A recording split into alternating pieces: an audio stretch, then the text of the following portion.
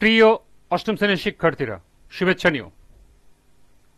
আজকে আমি তোমাদের 2025 সালের বিজ্ঞান বিষয়ের নতুন বই থেকে 13তম অধ্যায় খাদ্য ও পুষ্টি এর অনুশীলনী থেকে 2 নং সৃজনশীল প্রশ্নের সমাধান করে দেব।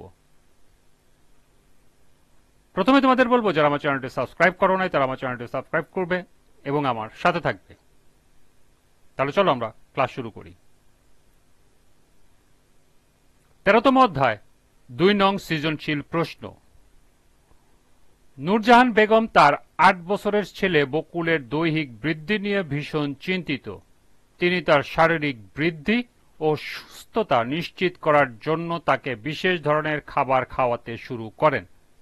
তবে তিনি নিজের এবং বকুলের বাবা, দাদি ও দাদার খাদ্য তালিকায় ভিন্ন ধরনের খাবার রাখেন। প্রথম প্রশ্ন, প্রোটিন কি?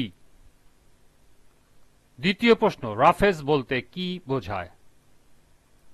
তৃতীয় প্রশ্ন, নূরজাহান বেগম বকুলের খাদ্য তালিকা কিভাবে তৈরি করেন বর্ণনা করো। এবং সর্বশেষ প্রশ্ন, নূরজাহান বেগমের পরিবারের সদস্যদের জন্য ভিন্ন ভিন্ন খাদ্য নির্বাচনের যৌক্তিকতা বিশ্লেষণ করো। চলো এখন আমরা এই 4টি প্রশ্নের সমাধান দেখে নিই।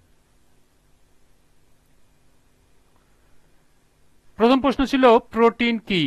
প্রোটিন হলো অ্যামাইনো অ্যাসিডের একটি জটিল যৌগ যা কার্বন, হাইড্রোজেন, অক্সিজেন, নাইট্রোজেন ও সালফারের সমন্বয়ে গঠিত। দ্বিতীয় প্রশ্ন ছিল রাফেজ বলতে কি বোঝায়? শস্যদানা, ফলমূল, সবজির অপাচ্য অংশকে রাফেজ বলে। দেহের ভিতর রাফেজের কোনো পরিবর্তন ঘটে না। রাফেজ কোনো পুষ্টি উপাদান নয়, তবে খাদ্য বা স্বাস্থ্য রক্ষার জন্য এটি একটি গুরুত্বপূর্ণ উপাদান। রাফেজ পৌষ্টিকনালীর ভিতর দিয়ে সরাসরি স্থানান্তরিত হয়। ফল ও সবজির রাফেজ সেলুলোজ নির্মিত কোষ প্রাচীর। আঁশযুক্ত খাবার থেকে রাফেজ পাওয়া যায়। রাফেজ কোষ্ঠকাঠিন্য, হৃদরোগ, ডায়াবেটিস, খাদ্যনালীর ক্যান্সার ইত্যাদি থেকে দেহকে রক্ষা করে।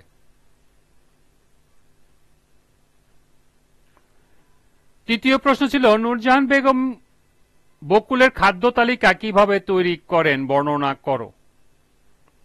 ছেলে বকুলের দৈহিক বৃদ্ধি নিয়ে ভীষণ চিন্তিত থাকায় নূরজাহান বেগম বকুলের জন্য আলাদা খাদ্য তালিকা তৈরি করেন। উদ্দীপকে নূরজাহান বেগম তার 8 বছরের ছেলে বকুলের দৈহিক বৃদ্ধি নিয়ে ভীষণ চিন্তিত। তিনি তার শারীরিক বৃদ্ধি ও সুস্থতা নিশ্চিত করার জন্য তাকে বিশেষ ধরনের খাবার খাওয়াতে শুরু করেন।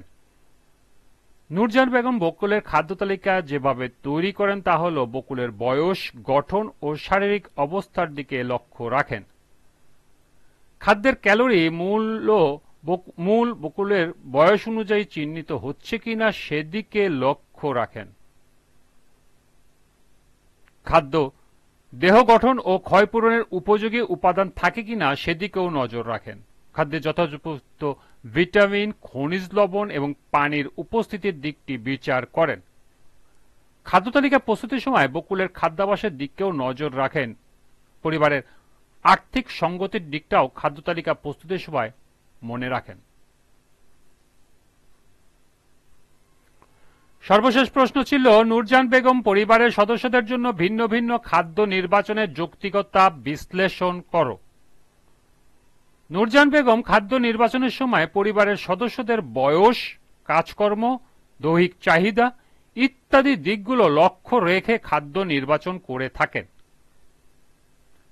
শিশু, প্রাপ্তবয়স্ক ও বৃদ্ধদের দৈহিক চাহিদা একরকম হয় না, আবার লিঙ্গ ও জীবিকা অনুযায়ী খাদ্যের চাহিদা ভিন্ন হয়।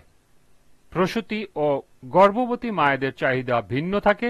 অসুস্থ ও দুর্বল ব্যক্তিদের জন্য ভিন্ন খাদ্য নির্বাচন করতে হয়। শিশুদের খাদ্যে আমিষ, ভিটামিন ও খনিজ লবণের সমৃদ্ধ খাদ্য বেশি দরকার, কারণ এ সময় দেহ পুনর্গঠনের কাজ চলতে থাকে। প্রাপ্তবয়স্কদের জন্য ভিটামিন ও খনিজ লবণ সমৃদ্ধ খাদ্য বেশি নির্বাচন করতে হয়। বৃদ্ধদের দেহের সার্বিক পুষ্টির কথা বিবেচনা করে খাদ্য নির্বাচন করতে হয়। অসুস্থ ব্যক্তি সহজে যেন খাদ্য থেকে প্রয়োজনীয় ক্যালোরি পেতে পারে এমন খাদ্য নির্বাচন করতে হয়। সুতরাং বলা যায় নূরজাহান বেগমের পরিবারের সদস্যদের জন্য ভিন্ন ভিন্ন খাদ্য নির্বাচন করা অত্যন্ত যৌক্তিক। এই ছিল ২ নং সৃজনশীলের ৪টি প্রশ্নের সমাধান। এর সাথে ১৩তম অধ্যায়ের সমাপ্তি।